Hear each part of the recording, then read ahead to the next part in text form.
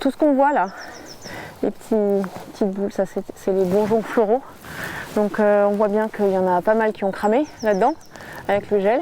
Malgré le ciel bleu et le soleil présent, les températures de certaines nuits d'avril ont été négatives, comme celle de samedi 9 à dimanche 10 avril, une conséquence directe sur les productions agricoles. Ici, à Feucherolles, Leslie Elfer cultive des kiwis en bio. Elle a planté 2 hectares en 2018 et attend une première récolte fin octobre. L'arboricultrice s'inquiète du gel sur ses cultures. 3 nuits de gel, la dernière était la plus forte. Donc voilà, les 2 premières nuits, on avait réussi à les sauver, à -2, ça avait tenu.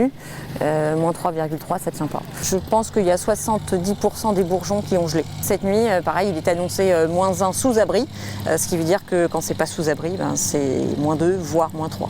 Des techniques sont donc utilisées pour réduire les dégâts comme l'aspersion, des jets d'eau qui arrosent les cultures en continu.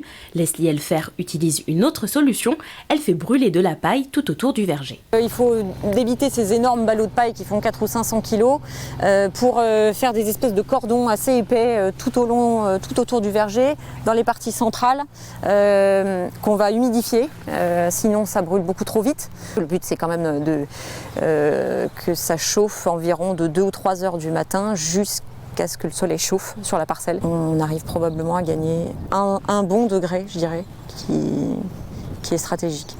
L'État a mis en place le régime des calamités agricoles. Il assure aux exploitants touchés par un sinistre climatique caractérisé comme exceptionnel une indemnisation partielle de leurs pertes. Oui, j'ai reçu une compensation financière, mais c'est très bien parce qu'effectivement ça permet quand même d'aider et d'absorber quelques coûts, mais malheureusement ça ne remplace pas du tout une récolte en fait. Si on est soumis à ce genre de contraintes année après année, faire du curatif ne sera vivable pour personne, ni pour l'État, ni pour nous. Donc il va falloir trouver des moyens en amont de lutter contre tout ça. En attendant, des épisodes de gel sont possibles jusqu'au 15 mai, période des Saintes Glaces.